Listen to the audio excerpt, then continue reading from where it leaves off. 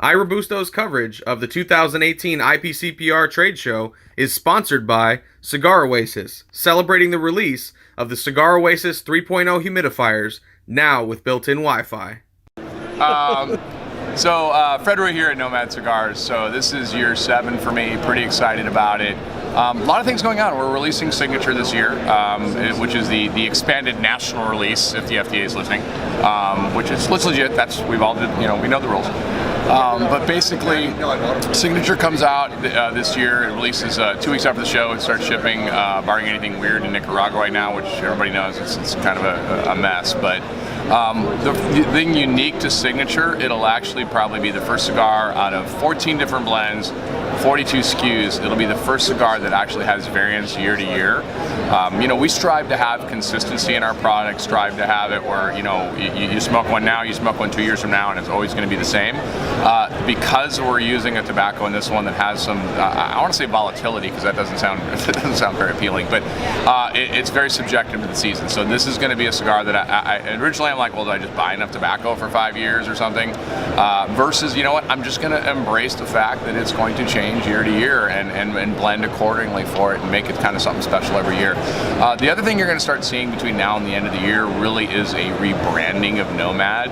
I've really done a cruddy job if you look at some of it. I mean, from the standpoint of, this I think the following and why people like Nomads and the interaction I have with them is that this has all been a journey of discovery for me over the last 7 years. Even though I've smoked cigars for 12, 14 years before that, since 2012, as far as blending and going, starting in Dominican Republic and then moving to Nicaragua and learning the tobaccos, and everybody's saying, well, when are you going to do Maduro? And I'm like, well, I got it right now, and it's going to take me a year and a half to even figure out how to blend this and how it works and what it mixes with.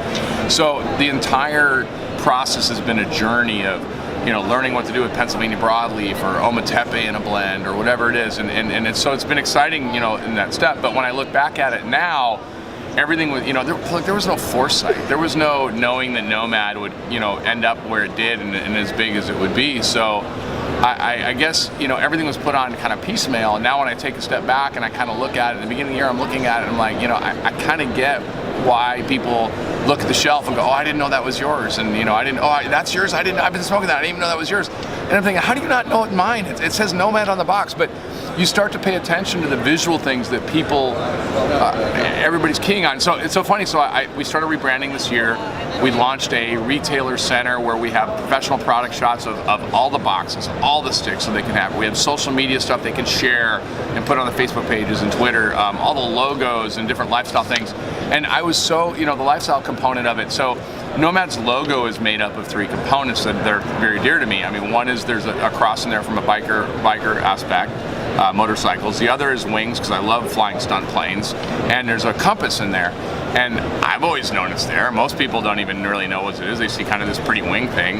And so I was so adverse to being a lifestyle brand, even though I love traveling, and I was in Guatemala for 7 months last year, and I can fly on anywhere for cigar events.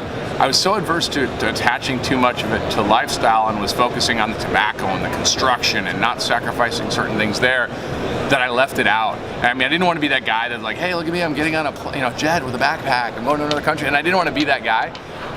But in trying to avoid that, I avoided bringing in the important part that is part of the brand, that is part of the lifestyle. So you're going to see a lot more of that this year. You're going to see rebranding, not reblending, but rebranding it to make it more clear. Nomad Nicaragua, Nomad DR, maybe the Ometepe series where we put together all the cigars we've had Ometepe in, and why I like Ometepe and why I think it's one of the coolest tobaccos out there when you know how to blend with it. Maybe the Pennsylvania series or the San Andreas series, whatever it may be, and kind of realign that so it just makes better sense. Like I said, I was really crappy at it. For a guy that owns a marketing company, I'm like my worst client. So that's about it. So we're excited. The show is cool. Everybody knows like my booth was stolen. I was all excited. We were in Vegas, multiple years in a row, and we put everything in storage. And then Wednesday I go there to pick up my booth, and it got ripped off. I mean, and they don't even know what they had. They hit a bunch of storage units, and I'm sure they got home and they're like lair somewhere, and they're like, well, what are we gonna do with a Nomad booth? But what was really cool about what came out of that was that I posted it on Facebook. that the booth got stolen. And if you follow me on Facebook or you follow me on Twitter, you know that my posts are usually pretty satirical. Is that a word? Satirical? Satirical? Yeah, sure. let's go satirical. That. We're gonna go. That's a word.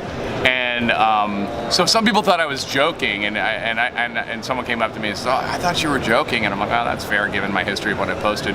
But when everybody realized that I really did lose it, I had almost 24 phone calls, messages from other manufacturers that said, "Hey, whatever you need. I've got a guy in Vegas with a van."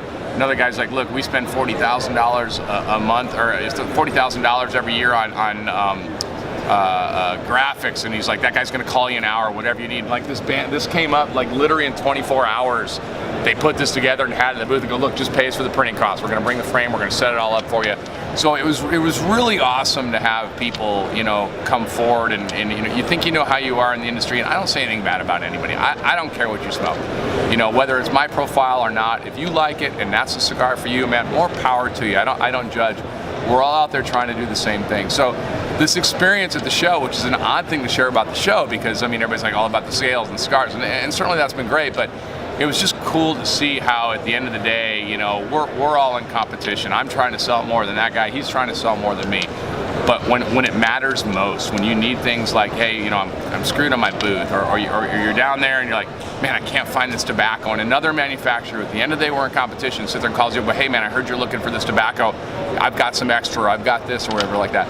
So it just reaffirms how cool of a community is, not only at the consumer level, which is obviously super cool, but also at the manufacturer level and the boutique level as far as that's concerned. So that's it for the show. I probably went way over. Did I leave something out?